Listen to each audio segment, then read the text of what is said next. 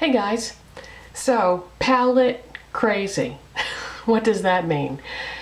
What that means is I mentioned in yesterday's video that I have really been enjoying the Lorac Pro palette because I hadn't really experimented with it that much. Yesterday I had on nude, pewter, and espresso. Today I did nude, light bronze, and sable, and like this just as much. It's such a nice assortment of colors. They are predominantly neutral and I'm really enjoying this, but I am going to be getting at least one more of these types of palettes that, you know, have a multitude of colors in them, and I'm having a hard time deciding because I don't normally make these kinds of purchases that are high-end drugstore, high-end department store slash Sephora slash Ulta, the expensive side of Ulta. I don't normally make these kind of purchases. I try to usually focus on drugstore type makeup because that's my budget. But my birthday is coming up and I got some money for my birthday, and I bought like a bunch of drugstore makeup, and now I want to get something that is like significant, something that I wouldn't normally purchase. So I mentioned in yesterday's video, I asked you guys, anybody that had the Lorac unzipped palette, what did you think about it? Got some feedback on that, and the more I think about it, I don't think that I'm going to get that.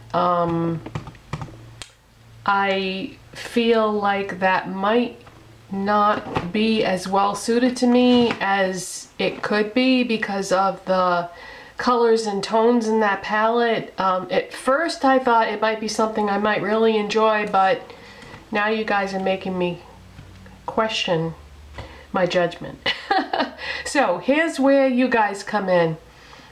I'm going to show you what I have. I don't have that many palettes that are permanent, so I'm just going to very quickly show you what I have for permanent type palettes, and then I'll explain what comes next after that. So mostly everything I have aside from that Lorac Pro palette is Urban Decay. I have the original Urban Decay Naked palette.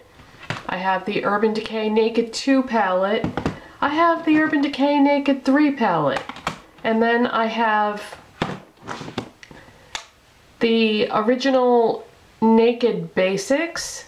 And then I have Naked Basics 2. And I have the Urban Decay Ammo palette. So that's what I have for palettes that have a lot of shadows in them. Now I do have some other things, but they're limited edition, or they're like, excuse me, they're like a build your own palette. Urban Decay has that build your own palette where you can buy the individual eyeshadows, and then of course I have my MAC palettes that I buy the individual Pro Pan eyeshadows to go in. But as far as these pre-made type ones go, this is pretty much all I have that isn't limited edition. I do have some limited edition things, but we're not going to even bother to go there because I'm talking about things that are available right now.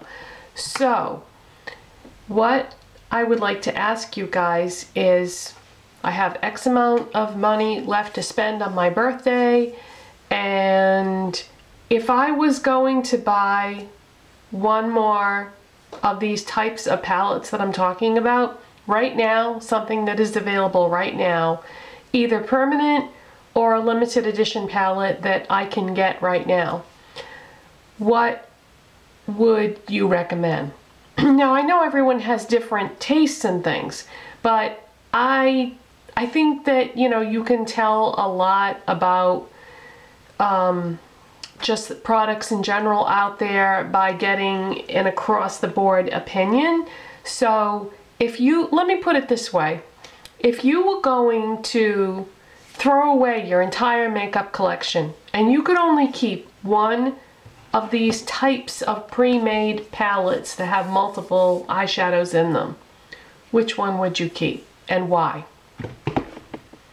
That's I think the best way of finding out. Now, like I said, everybody's different, everybody has different tastes, but I think that if you all tell me what your favorite one is, that will make me see the gaps in my collection.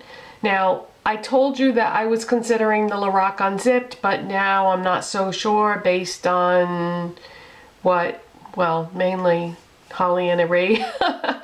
Based on what she said, she kind of convinced me not to get it, I would say. Not that she doesn't like it. She likes hers a lot, but she also knows my tastes and things, and based on my taste, she more or less advised me not to get it. And she's been watching me for many years now, so I think she knows my tastes. However, my tastes have changed. I used to go really heavily towards cool tone things, and I still like cool toned eyeshadows, but now I'm branching out and I'm using a lot of things that I would not normally have used before, and I'm really enjoying it. So what is your favorite palette? There's a lot of them out there. My obsession right now with eyeshadow palettes is so out of character for me because I was never really a palette person unless it involved buying an empty palette and buying eyeshadows individually, because I always felt as if it was kind of a waste to buy a palette because there were a lot of colors in most palettes that I wouldn't use just because, you know, I would like some of the eyeshadows but not all of them. And I still feel like that is true to a certain extent. However, if you choose wisely, you can find a palette that you like most of the shadows in. All right, let's go back to this Lorac Pro palette, for example.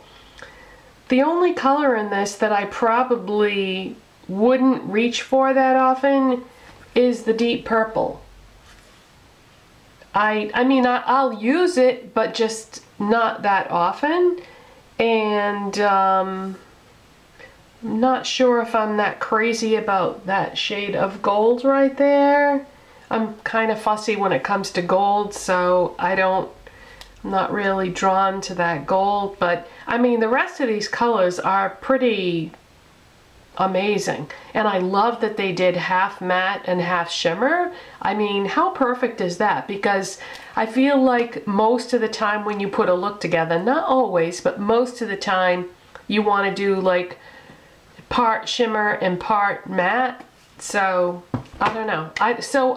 I would prefer that you don't recommend a palette that's all shimmer or all glitter, because it's really nice to have an assortment. But if it is indeed your favorite palette, then never mind that. So yeah, if you can only keep one of these pre-made palettes in your collection, which one do you keep? Or if you have a hard time with making a decision on that, what palette would you buy if it was your birthday and you could only get one of these, you know, rather expensive palettes? Oh, you know what palette I forgot to show? The Maybelline one that I just got recently. You know, that's pretty darn good. I've been playing around with that a lot recently too, and I'm so shocked that I really, really like that. And for like $7, that is definitely worth getting. I completely forgot about that one to take that out to include in this. But yeah, that's a really, really good palette for $7. I definitely would repurchase that again given the chance. So, okay, that's it. I think you get the gist of what I'm trying to accomplish here. So I would really appreciate it if you would all, you know, just tell me what your favorite palette is, or if you were buying a palette, which one would you buy? That's it. Bye.